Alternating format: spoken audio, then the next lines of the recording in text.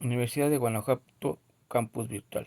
Mi nombre es Radamés César Luna Pérez con matrícula 219-204 con el módulo Juicio de Amparo.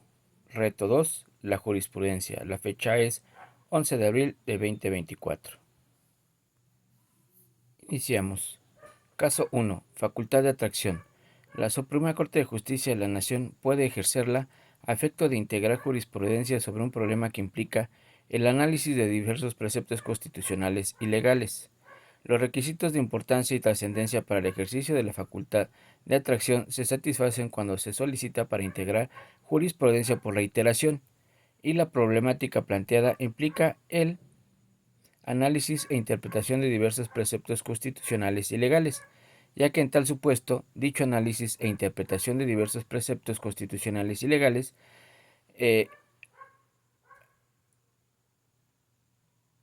ya que en el supuesto dicho ejercicio entrañaría la fijación de un criterio jurídico trascendente para casos futuros.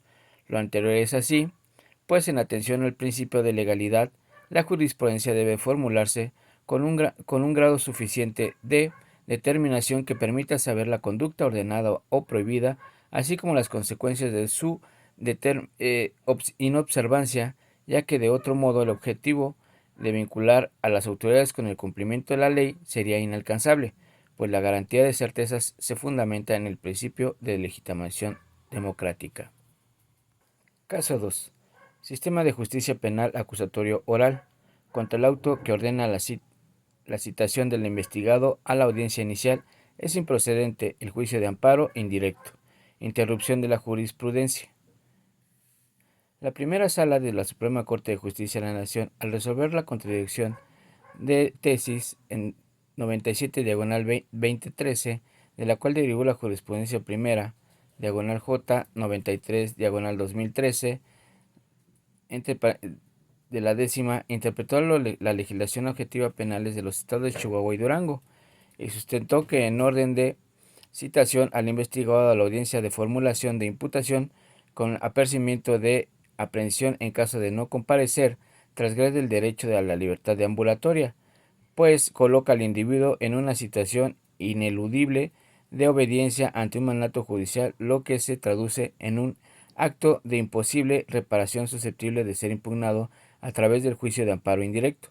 Ahora bien, de una nueva reflexión, esta primera sala estima necesario del juicio de amparo indirecto interrumpir este criterio jurisprudencial, porque la regulación de la citación a una audiencia en las legislaciones locales mencionadas es semejante a la prevista en el artículo 141 del Código Nacional de Procedimientos Penales para la citación a la audiencia inicial y de la lectura sistemática de las fracciones 1 y 2 del artículo mencionado. Se advierte que la citación de la persona investigada a la audiencia inicial, a la que habrá de formularse imputación en su contra por sí sola, no es un acto que afecte la libertad personal, al tratarse de una simple comunicación del juez a petición del Ministerio Público, en el sentido de que se requiere su presencia para el desarrollo de una audiencia en la que se formalice la investigación que se sigue en su contra y se formulará la imputación respectiva, audiencia en la que podrá o no ser vinculado a proceso y en su caso sometido a una medida cautelar. No obstante a lo anterior, el hecho de que conforme la fracción 2 del precepto citado, en caso de no comparecer injustificadamente, puede ordenarse su comparecencia forzosa, pues ello es un acto futuro de realización incierta al estar condicionado a que el citado no asista, sin justificación, y el representante social solicite que se ordene su comparecencia mediante la fuerza pública, por lo que de ese acto de comunicación como tal no incide en la libertad personal del citado. De ahí que contra el auto que ordena la citación del investigado a la audiencia inicial es improcedente el juicio de amparo indirecto, pues se trata de un acto judicial fuera del juicio que no afecta la libertad personal del quejoso, conforme al artículo 107, fracción cuarta de la Ley de Amparo. Continuamos con el caso 3. Jurisprudencia, su aplicación no viola la garantía de irretroactividad de la ley. La Suprema Corte de Justicia de la Nación y los tribunales colegiados de circuito, al sentar jurisprudencia, no solo interpretan la ley y estudian los aspectos que el legislador no precisó, sino que integran a la norma los alcances que, sin estar contemplados claramente en ella, se producen en una determinada situación.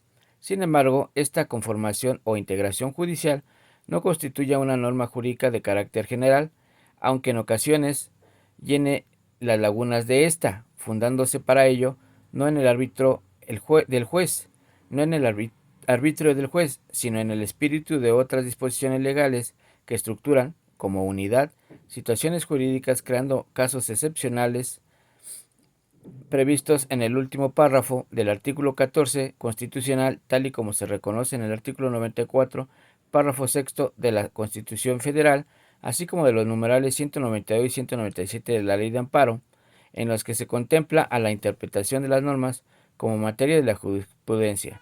Ahora bien, tomando en consideración que la jurisprudencia es la interpretación que los referidos tribunales hacen de la ley, y en aquella no constituye una norma jurídica nueva equiparable a la ley, ya que no cumple con las características de generalidad, obligatoriedad y abstracción. Es inconcluso que, al aplicarse, no viola el principio de irretroactividad consagrado en el artículo 14 constitucional. Continuamos con las preguntas y respuestas de los tres casos a analizar. 1. Caso 1. Respecto al caso número 1, señale qué método de integración, reiteración, contradicción de criterios y procedentes obligatorios se utilizó para la creación de dicha jurisprudencia. La respuesta: para este caso se utilizó el método por precedentes obligatorios, dado que las decisiones contenidas en las sentencias fueron dictadas por la Suprema Corte de Justicia de la Nación, lo que constituyen precedentes obligatorios para todas las autoridades jurisdiccionales de la Federación y de las entidades federativas, y además, en este caso, fueran tomadas por mayoría de 4 votos. 2. Caso número 2. Respecto al caso número 2, identifica cuáles son los razonamientos para que la jurisprudencia de la primera diagonal J 93 diagonal 2013 de la décima fuera sustituida por la jurisprudencia de la primera del 78 diagonal 2018 de la décima, emitida por la primera sala de la Suprema Corte de Justicia de la Nación. Respuesta: los razonamientos utilizados para que la jurisprudencia primera diagonal 93 diagonal 2013 de la décima fueran sustituidos por la jurisprudencia primera 78 diagonal 2018 de la décima fueron los siguientes. El tercer tribunal colegiado del 27º circuito, al resolver el recurso de queja 111-2017, consideró que no procede el juicio de amparo indirecto contra la citación a la audiencia inicial, porque es un mero aviso de que no incide en la esfera jurídica de la persona investigada.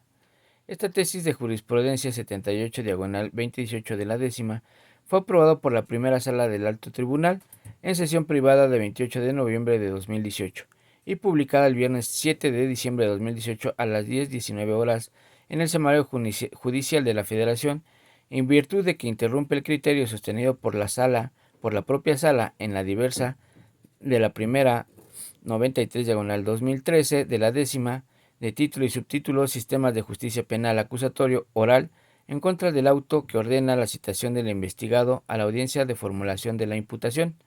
Procede el juicio de amparo indirecto, entre paréntesis, legislaciones de los estados de Durango y Chihuahua, publicado en el Semanario Judicial de la Federación y su Gaceta, décima época, libro 1, tomo 1, diciembre de 2013, página 402. Esta última dejó de considerarse la aplicación obligatoria a partir del lunes 10 de diciembre de 2018. 3. Respecto a los casos 1, 2 y 3, indica en qué época del Semanario Judicial de la Federación fueron publicadas las jurisprudencias. La respuesta es: caso 1, novena época, septiembre de 2011, caso 2, décima época, diciembre de 2018, caso 3, novena época, diciembre 2002. 4. En el caso número 3, señala para qué autoridades es obligatoria la aplicación de dicha jurisprudencia. La respuesta es: autoridades jurisdiccionales en México. 5. En el caso número 1, identifica si se cumple con el requisito establecido en el artículo 223 de la Ley de Amparo respecto a los votos que deben emitirse para su aprobación. Respuesta: sí cumple con el requisito contenido en el precepto señalado, ya que para que en el caso 1 se cumpla con la mayoría de 4 votos.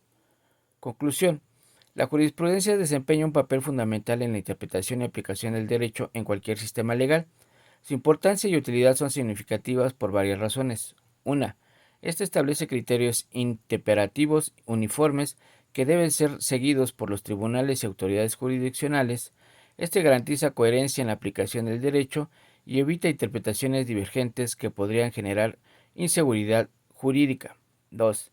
Permite consolidar criterios jurisprudenciales sobre temas específicos del derecho. Esto contribuye a establecer precedentes que orientan la resolución de casos futuros similares, lo que facilita la labor de los operadores jurídicos y promueve la estabilidad del sistema legal. 3. Sirve como un mecanismo de protección de los derechos fundamentales de los ciudadanos al establecer estándares claros y consistentes para su aplicación por parte de las autoridades judiciales. 4. La jurisprudencia refleja la evolución del derecho en respuesta a los cambios sociales, tecnológicos, políticos y culturales. A medida que los tribunales se enfrentan a nuevos desafíos legales, la jurisprudencia se adapta y desarrolla nuevos principios y doctrinas que reflejan las necesidades y valores de la sociedad. Referencias: Unión CD 2021, Ley de Amparo Reglamentaria de los artículos 103 y 107 de la Constitución Política de los Estados Unidos Mexicanos.